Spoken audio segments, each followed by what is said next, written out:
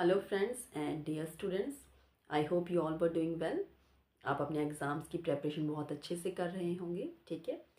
मैं अपने चैनल पर जो है वो आरआरबी जो अपकमिंग एग्ज़ाम है नर्सिंग सुपरिटेंडेंट के लिए उसकी प्रेपरेशन करवा रही हूँ और डिफरेंट लेक्चर्स जो हैं वो आपको सीएचओ एग्ज़ाम्स के लिए और डिफरेंट स्टेट नर्सिंग के जो एंट्रेंस एग्ज़ाम्स हैं उसके ऊपर भी आपको अलग से वीडियोस देखने को मिलेंगी। तो आई होप आपको वीडियो लेक्चर्स अच्छे लगते हो, कंटेंट समझ में आता हो तो चैनल के साथ बने रहें और चैनल को सब्सक्राइब करें। वीडियोस को जितना हो सके उतना लाइक एंड शेयर करें। सो स्टार्ट करते हैं। हमारे क्वेश्चन से। विच of the following is the largest digestive gland in the humans. Human body में लार्जेस्ट डाइजेस्टिव ग्लैंड कौन सा है वो इस क्वेश्चन में पूछा गया है, ठीक है।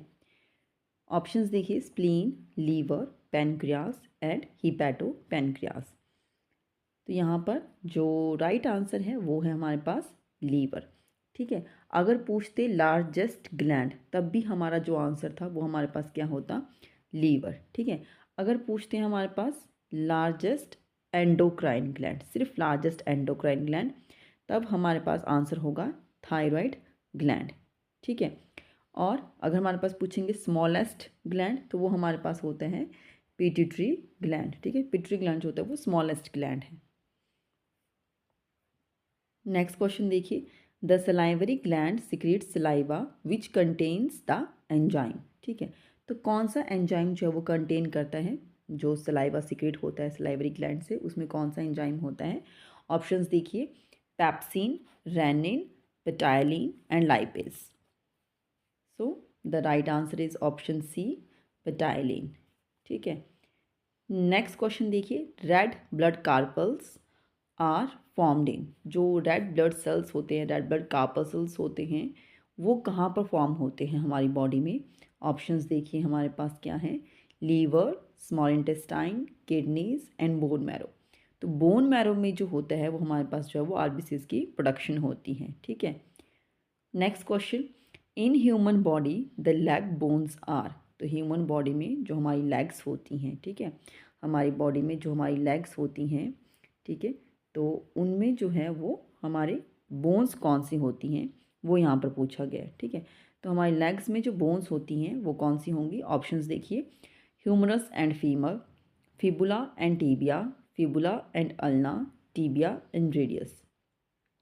तो लेग्स में जो बोन होंगी वो हमारे पास होती हैं फिबुला एंड टीबिया, ठीक है।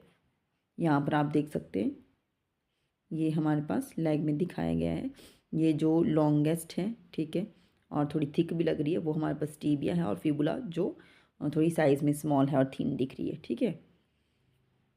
आगे देखिए, the amount of blood ejected by each ventricular contraction is called, ठीक है। तो हमारे पास हार्ट है, आपको पता है, ठीक है।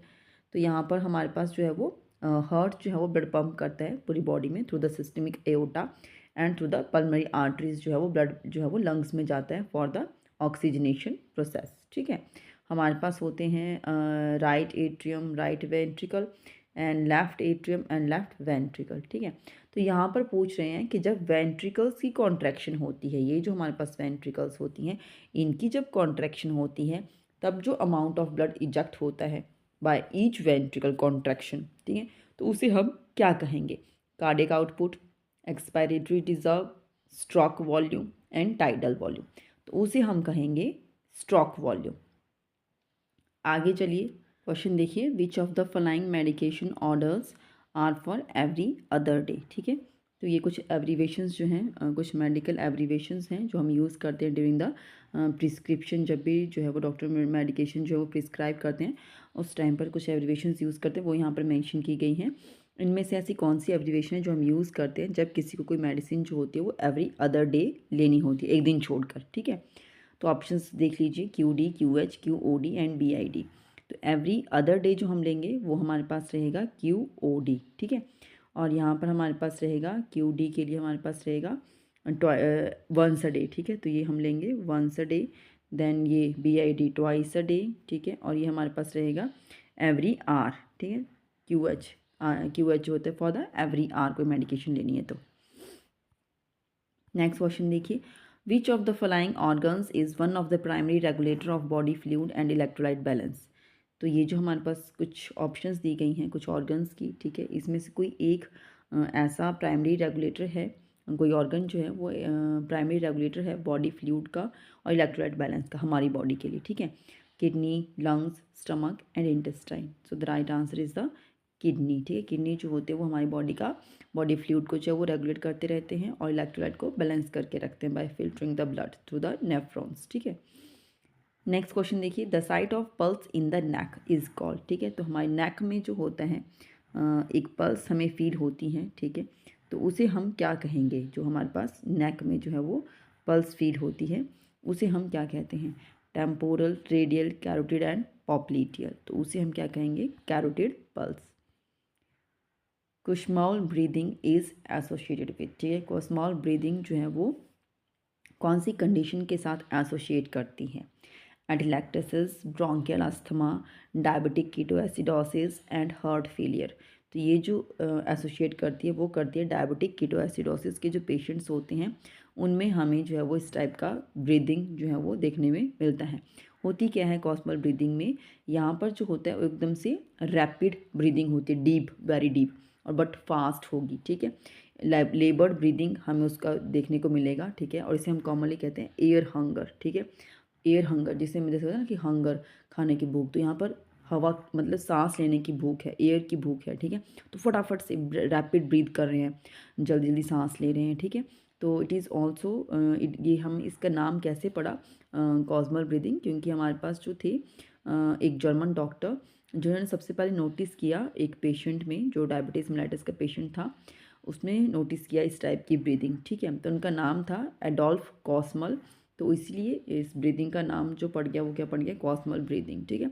It is associated with the severe metabolic acidosis, जो कि पर्टिकुलरली डायबिटिक केसेस में देखने को मिलता है, ठीक है। Next question, rhythmic waxing and waning of respiration is called, ठीक है। तो जो rhythmic waxing and waning of respiration होता है उसे हम क्या कहेंगे? Hyperventilation, hypoventilation, Cheyne Stokes respiration and orthopnoea. तो उसे हम कहते हैं चाइनीज स्टॉक्स रेस्पिरेशन। होता क्या है इसमें? हमारे पास क्या होगा, एकदम से जो है वो रैपिड डीप रेस्पिरेशन हमें देखने को मिलती है, ठीक है। और उसके बाद जो है वो एक स्टॉपेज आ जाता है रेस्पिरेशन में जिसे हम कहते हैं एपनिया, ठीक है। तो एकदम से फास्ट फास्ट ब्रीथ करेंगे, then stop, then fast fast, then stop. तो इस टाइप को हम क्या कहते हैं? चाइनीज स्टॉक्स रेस्पिरेशन, ठीक है।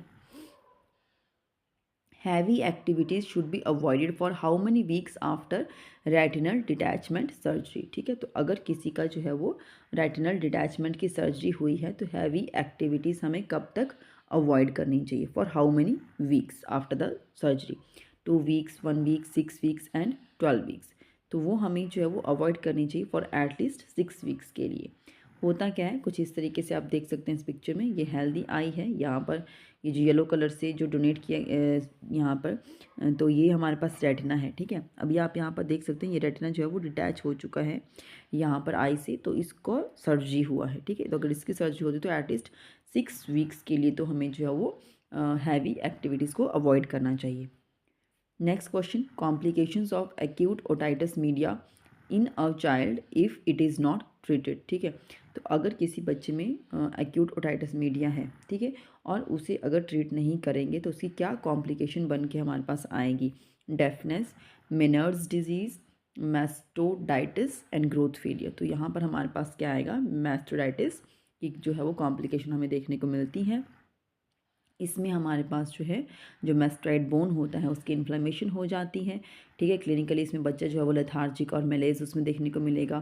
टिम्पैनिक मेम्ब्रेन अबनॉर्मल हो जाती है, fever, narrowing of external auditory canal, ठीक है। तो ये सब देखने को मिलता है इसमें।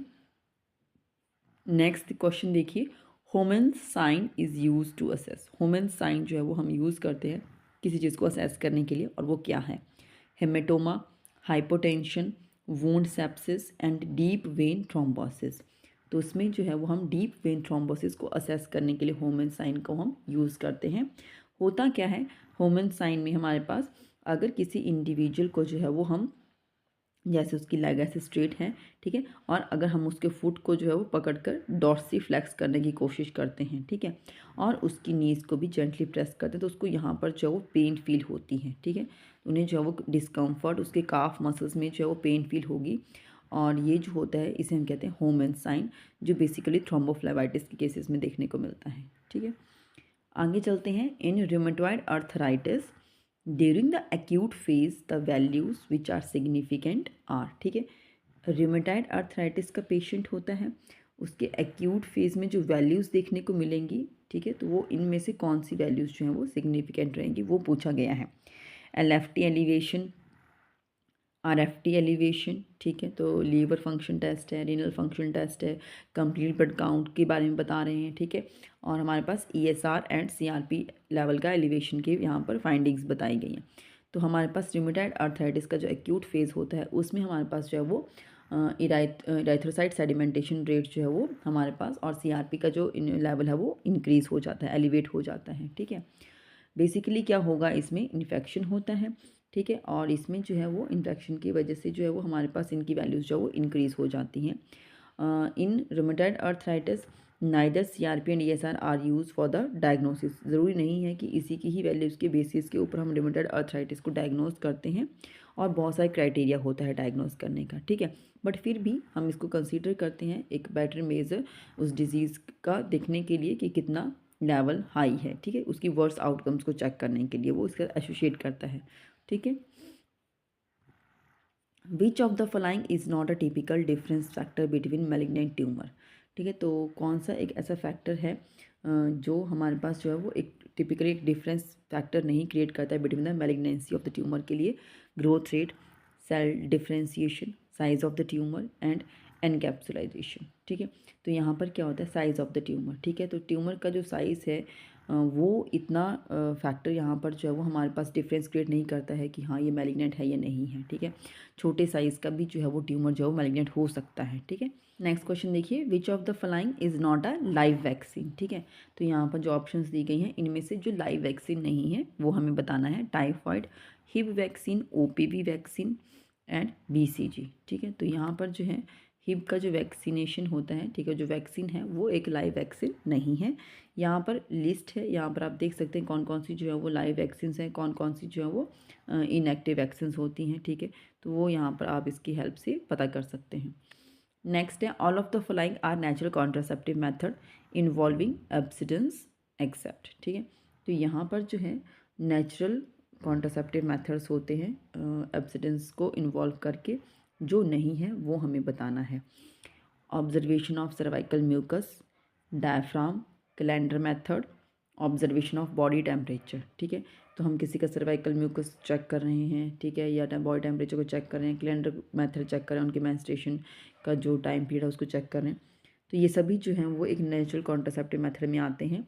डायफ्राम जो है वो इसमें नहीं आता है क्योंकि ये जो है वो हमारे पास फीमेल कॉन्ट्रासेप्टिव उसमें आता है, ठीक है, तो ये जो है वो हमारे पास नेचुरल कॉन्ट्रासेप्टिव मेथड में नहीं आएगा, ठीक है, ये फीमेल कॉन्डम की तरह इसको यूज़ किया जाता है, और ये आप यहाँ पर देख सकते हैं डायफ्राम को इंसर्ट किया जा चुका है, ठीक है, और यहाँ पर जो है वो डायफ्राम जो ब्लॉक करता है स्पर्म की जो एंट्रीज होती है उसको ब्लॉक करके रखता है, और इसमें स्पर्मिसाइड भी होता है, ठीक है, inside the diaphragm which is use to kill the sperms.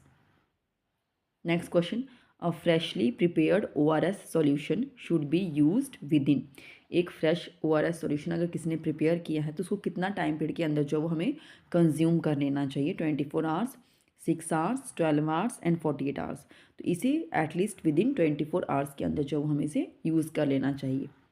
Next, general fertility rate refers to, ठीक है, तो जनरल फर्टिलिटी रेट जो है वो क्या होता है, number of live births per 1000 females in reproductive age group, number of live births per 1000 pregnancies, number of live births per 1000 population, number of live births per 1000 female population, ठीक है, तो यहाँ पर क्या है हमारे पास right answer, that is the number of live births, ठीक है, पर 1000 female in reproductive age group, ठीक है, तो नंबर ऑफ जो लाइव बर्थ्स हैं वो 1000 फीमेल्स कितनी हैं रिप्रोडक्टिव एज की, उसके ऊपर हम जो है वो फर्टिलिटी रेट को चेक करते हैं, ठीक है। Next question, the diluent used for reconstitution of BCG vaccine. ठीक है, बीसीजी वैक्सीन को रिकॉन्स्टिट्यूट करने के लिए जो हम डाइल्यूएंट यूज़ करते हैं उसे क्या कहते हैं? Dextrose, normal saline, glycerine and distilled water. तो उसके लिए हम यूज़ करते हैं normal saline. So this is all my today's lecture. So I hope आपको क्वेश्चन समझ में आए होंगे। ऐसे ही और लेक्चर्स को सुनने के लिए आप मेरे चैनल को सब्सक्राइब कर सकते हैं, राधे कृष्ण नर्सिंग एकेडमी। कोई भी डाउट्स हैं आपके तो आप मुझे कमेंट कर सकते हैं, मैं पूरी कोशिश करूँगी आपके डाउट्स को क्लियर करने के लिए। ठीक है, कोई भी टॉपिक के रिगार्डिंग अगर आप क्वेश्चंस चाहते हैं तो वो भी आप मुझे कमेंट कर सकते हैं। Thank you.